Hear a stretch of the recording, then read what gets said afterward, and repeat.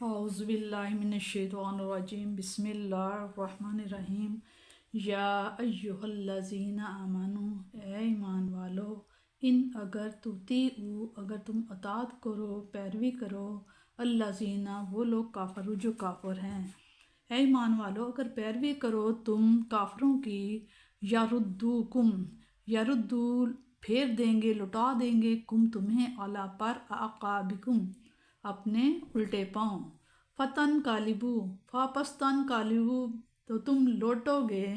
خاسرین نقصان اٹھانے والے لوٹو گے بلکہ اللہ تعالیٰ مولا ہے تمہارا مولا ہے دوست ہے ہوا اور وہی خیر الناصرین خیر بہترین ناصرین ناصرہ مدد کرنے والا ہے اور وہ سب سے بہتر مدد فرمانے والا ہے سنلکی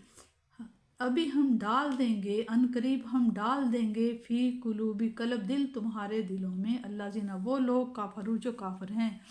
ابھی ہم ڈال دیں گے کافروں کے دلوں میں روب بما جو اشرکو اس وجہ سے کہ انہوں نے شریک بنایا باللہ اللہ کے ساتھ ما لم جو نہیں ہے ینزلو جس نے نہیں اتاری نازل کی بھی ان کے لیے سلطانن کوئی دلیل اور مأواہم اور ان کا ٹھکانہ النار آگ ہے جہنم ہے ومئسا اور بہت ہی برا ہے مسون ٹھکانہ الظالمین ظالموں کا اور یہ بہت ہی بری جگہ ہے ظالموں کے لیے وَلَقَدْ اور ضرور ہے صدقاکم اور بے شک سچ کر دکھایا ہے تمہیں اللہ تعالیٰ نے وعدہ اپنا وعدہ اور بے شک سچ کر دکھایا تم سے اللہ تعالیٰ نے اپنا وعدہ جب تحسونہم جب کہ تم قتل کر رہے تھے ہم ان کو کافروں کو بِإِذْنِهِ اس کے حکم سے حتیٰ یہاں تک کہ جب فشلتم کہ جب تم بزدل ہو گئے تم جھگڑنے لگے فی الامری حکم کے بارے میں جو رسول پاک صلی اللہ علیہ وسلم نے حکم دیا تھا اس کے بارے میں جھگڑنے لگے وَعَصَيْتُمْ اور نافرمانی کی تم نے من بعد اس کے بعد اور تم نے رسول صلی اللہ علیہ وسلم کی نافرمانی کی من بعد اس کے کہ ما جب کہ آراکم جب کہ تم نے دیکھ لیا ما تحبونا جو تم پسند کرتے تھے تم نے اس کے بعد کہ اللہ نے دکھا دیا تھا تمہیں جو تم پسند کرتے تھے منکم تم میں سے بعض من جو کہ یریدو چاہتا ہے طلبگار ہے دنیا کا ومنہم تم میں سے من جو کہ یریدو چاہتا ہے الآخرۃ آخرت کا طلبگار ہے ثم پھر صرفاکم پھر پیچھے ہٹا دیا تمہیں انہم ان سے لیبتلیاکم کہ تاکہ تمہیں آزمائے اور بعض تم میں سے طلبگار ہیں آخرت کے اور کچھ طلبگار ہیں اس دنیا کے پھر پیچھے ہٹا دیا تمہیں ان کے تعاقب سے تاکہ آزمائے تمہیں اللہ تعالیٰ وَلَقَدْ اور ضرور ہے آفا معاف فرما دیتے ہیں انکم تم سے واللہ اللہ تعالیٰ ذو فضل بہت فضل والا ہے علی المؤمنین مومنوں پر جب تسعدونا یاد کرو جب تم دور بھاگے جا رہے تھے وَلَتَلْعُونَ اور نہ مڑ کر دیکھ رہے تھے علی احد تم میں سے کوئی بھی مڑ کر نہیں دیکھ رہا تھا والرسول اور رسول صلی اللہ علیہ وسلم یدعوکم تمہیں بلا رہے تھے فی اخراکم تمہیں پیچھے سے فاصابکم پس اللہ تعالیٰ نے پہنچا دیا تمہیں غمم بغم غم کے بدلے غم اللہ تعالیٰ نے آپ کو پہنچایا لکیلا تاکہ تم تحزنوا تاکہ تم نہ ہو غمگین اعلیٰ پر ما جو فاتکم اس چیز پر جو کھو گئی ہے تم سے ولا اور نہ ما اصابکم اور نہ اس مصیبت پر جو تمہیں آ پہنچی ہے واللہ اللہ تعالیٰ خبر رکھتا ہے بما جو تعملون جو تم عمل کرتے ہو اللہ تعالیٰ اس چیز سے واقف ہے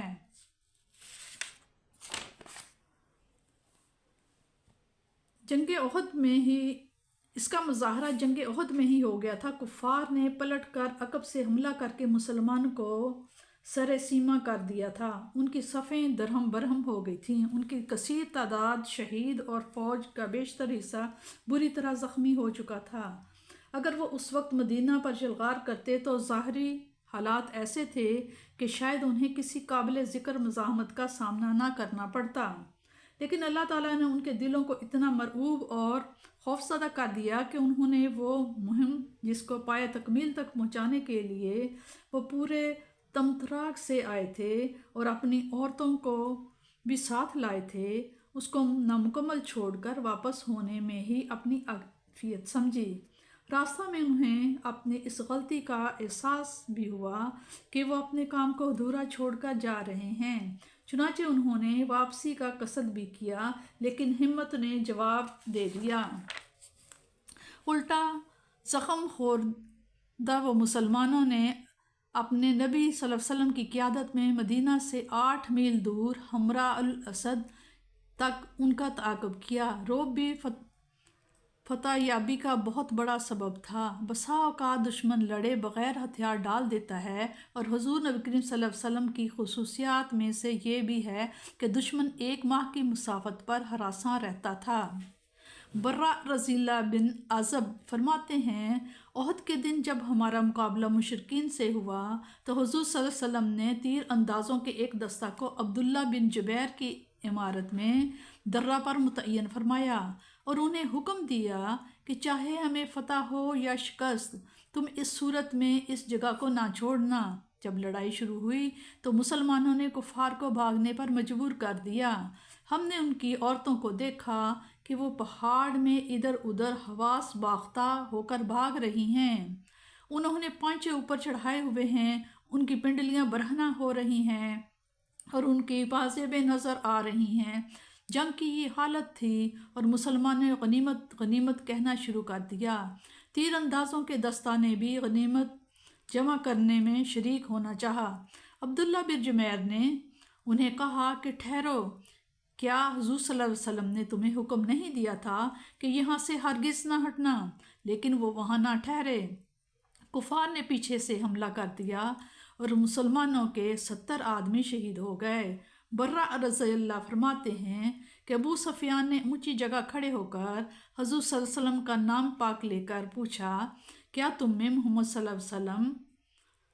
ہیں؟ حضور صلی اللہ علیہ وسلم نے جواب دینے سے منع فرما دیا۔ اس نے یہ سوال 3 بار دہرایا، پھر اس نے 3 بار پوچھا، کیا تم میں ابن ابی قحافہ ابو بکر ہیں؟ پھر بھی جواب دینے سے حضور صلی اللہ علیہ وسلم نے روک دیا۔ پھر اس نے 3 بار پوچھا، کیا تم میں عمر ہیں؟ پھر بھی جواب کی اجازت نہ ملی۔ ابو سفیان نے اپنے احباب کی طرف متوجہ ہو کر خوشی سے کہا کہ یہ تینوں تو قتل ہو گئے۔ اب حضرت عمر رضی اللہ سے ضبط نہ ہو سکا۔ آپ صلی اللہ علیہ وسلم نے فرمایا، اے اللہ کے دشمن، تم جھوٹ بکتے ہو، تجھے ذلیل و رسوا کرنے کے لیے اللہ تعالیٰ نے انہیں باقی رکھا ہے۔ پھر اس نے نعرہ مارا، اہل حبل حبل حبل جے۔ حضور صلی اللہ علیہ وسلم نے فرمایا، تم کہو اللہ بلند اور بزرگ ہے۔ پھر ابو سفیان نے ازراہ غرور کہا، ہمارا عزا ہے اور تمہارا کوئی عزا نہیں۔ حضور صلی اللہ علیہ وسلم نے فرمایا، تم کہو اللہ ہمارا مددگار ہے اور تمہارا کوئی مددگار نہیں۔ اب یہ آیت مزید کسی تشریح کی محتاج نہیں۔ اس سے مراد وہ تیر انداز ہیں جو مال غنیمت حاصل کرنے کے لیے اپنا مورچہ چھوڑ گئے، اور منکم من یریدہ الآخرات سے مراد حضرت عبداللہ بن جبیر اور ان کے وہ 10 ساتھی ہیں جو اپنی جگہ پر جمے رہے اور شہید ہوئے۔ زبردست سرزنش کرنے کے بعد اب ان کو یہ مزدہ سنایا جا رہا ہے کہ تمہاری اس خطا کو تمہارے مولا کریم نے معاف فرما دیا ہے۔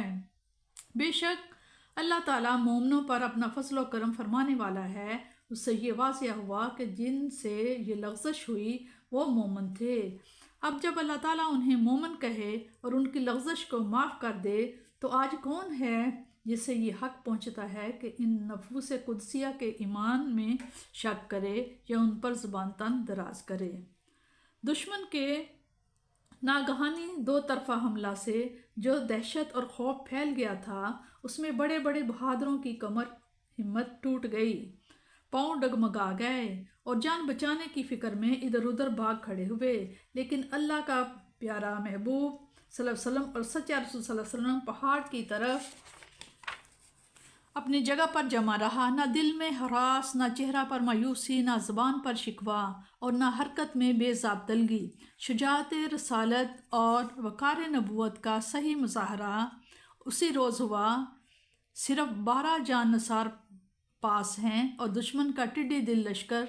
چاروں طرف سے امڈ چلا آ رہا ہے، لیکن جہاں پیشانی پر بال تک نہیں، اس وقت بھی زبان پاک سے اے اللہ کے بندو میری طرف آؤ، اے اللہ کے بندو میری طرف آؤ الفاظ نکل رہے تھے۔ یعنی تم نے حکم نبی سے ستابی کر کے حضور صلی اللہ علیہ وسلم کو رنج پہنچایا، اس کے بدلے تمہیں بھی غم سے دوچار ہونا پڑا۔ جیتا ہوا میدان ہاتھ سے نکل گیا، تعداد کثیر شہید ہو گئی، اور حضور صلی اللہ علیہ وسلم کی شہادت کی خبر وحشت اثر نے تو دنیا ہی کی تاریخ کر دی۔